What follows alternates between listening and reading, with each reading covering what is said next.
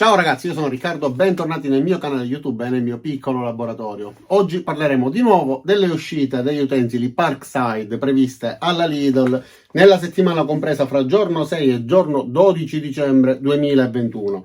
Giovedì, giorno 9, ci saranno degli articoli della Parkside. Prima di iniziare però voglio ricordarvi, per chi ancora non l'avesse fatto, di iscrivervi al mio canale Telegram, nel quale pubblico tantissime offerte, tantissime informazioni riguardanti i video, eccetera eccetera. Tante offerte provenienti dal web, Amazon e non solo.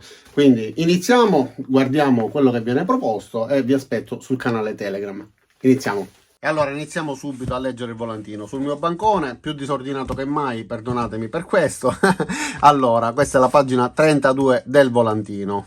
Come sempre ci tengo a precisare che potrebbero esserci piccole differenze, quindi qualcuno di questi prodotti potrebbe non essere presente nel volantino che ritirerete voi, perché possono esserci alcuni problemi di approvvigionamento. Per esempio nell'ultimo volantino mancava l'avvitatore. Era presente solamente in alcune città d'Italia, tra cui la mia città, quindi era presente nel mio volantino e non in altri volantini. Però la maggior parte sarà presente. Tra l'altro c'è un asterisco accanto ai prezzi per ogni prodotto e viene riportata una nota in basso nella quale è specificato che alcuni utensili potrebbero finire prima del previsto nonostante un attento approvvigionamento. E allora, in alto sulla sinistra troviamo un aspirapolvere aspiraliquidi, utilizzabile anche come soffiatore oppure per aspirare l'acqua. Io ho già recensito diversi aspirapolvere della Lidl. Io attualmente da ormai almeno 2 anni utilizzo la versione con la presa supplementare e sempre parlando del mio canale Telegram ho appena pubblicato anche un'offerta per un aspirapolvere con presa supplementare della Enel che ha su per giù le stesse caratteristiche, davvero molto comoda perché quella si avvia in automatico quando colleghiamo l'utensile alla presa presente sulla parte alta, quindi ci permette di lavorare tranquillamente senza badare all'accensione e allo spegnimento dell'aspirapolvere. Questa invece si deve accendere appositamente dal tastino in alto. Avrà 1400 watt di potenza, quindi abbastanza potente, e una potenza di aspirazione di 240 airwatt, ideali, ottimi per un laboratorio e non solo, va bene anche come aspirapolvere per pulire casa, eccetera. La capacità del contenitore è di 25 litri, è in acciaio inox e la lunghezza del cavo di alimentazione è di ben 4 metri.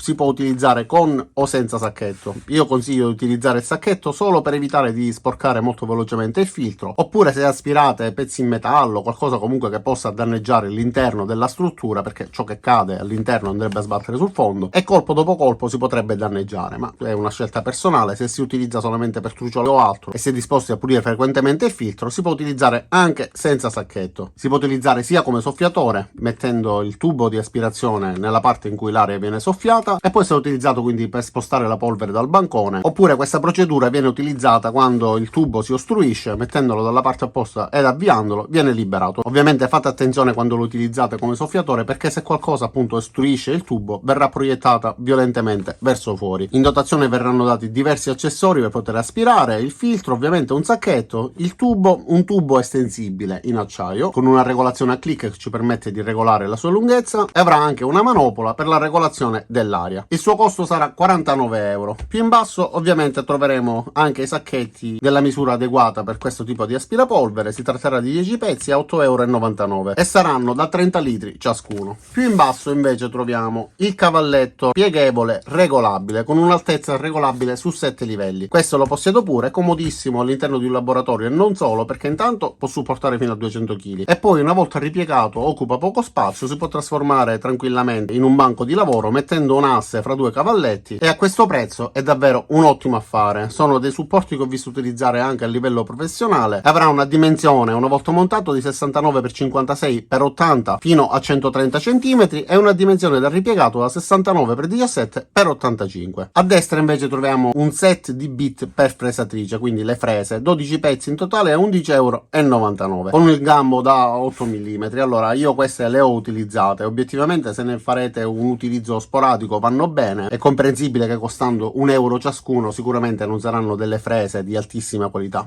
però per tutto quello che ci ho fatto io finora, senza esagerare con la forza, con la profondità della fresata, sinceramente hanno funzionato bene, ma sono comunque dedicate ad un utilizzo hobbistico per rifilare i bordi, per fare qualche traccia, qualche scritta con la punta adeguata, insomma diciamo dei lavoretti che non siano impegnativi. Alcune sono dotate di cuscinetti, quindi possono essere utilizzate per seguire il bordo di una tavola, altre invece sono prive, quindi possiamo utilizzarle al centro della tavola per fare delle scanalature, eccetera. E qua, nascosta al centro della pagina, torna la sega giapponese a 5,99 €. Si tratta della sega giapponese versione piccola, molto comoda, quindi questa, che già vi ho recensito, che ho utilizzato diverse volte e che, come vedete, si è piegata, perché è davvero molto delicata, ma non è una questione di qualità. Queste piegature purtroppo dipendono da chi la utilizza.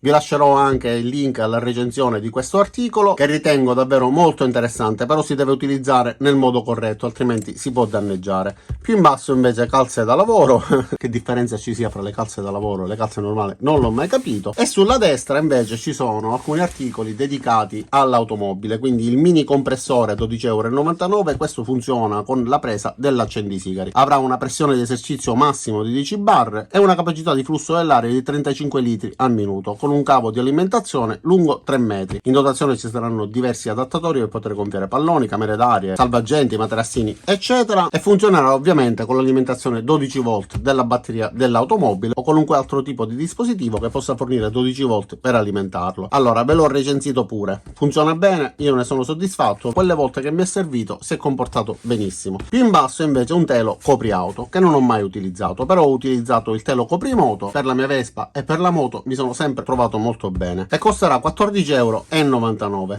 Sulla destra invece ci sarà un cricchetto telescopico, 9,99 € e ha un'impugnatura con una parte più sottile che scorre all'interno di una parte più larga, quindi telescopico, ci permette di allungarlo da una lunghezza minima di 46 cm fino a 70 cm e ha una dentellatura standard con 72 denti, quindi farà 72 clic prima di compiere un giro completo, e avrà la possibilità dell'inversione per la rotazione a destra e a sinistra. Allungando ovviamente la leva avremo una leva più favorevole, ci allontaneremo dal fulcro, avremo una resistenza minore e una potenza maggiore che ci faciliterà quindi il lavoro. Più in basso ci sono alcuni zaini che non hanno a che vedere con moto, auto oppure fai da te, però c'è un altro articolo molto interessante che secondo me noi papà dovremmo comprare, e si tratta del banco da lavoro della Parkside per i nostri bambini. Un banco da lavoro, o lo comprate o lo costruite, ma i vostri figli si devono avvicinare assolutamente a fai da te. E in dotazione dovrebbero esserci questi oggetti che vediamo qua in alto, quindi una piccola cassettina portaattrezzi, un piccolo avvitatore, ipotizzo a batterie, dei guanti, insomma alcuni giochini per farli divertire, ma o lo costruite o lo comprate.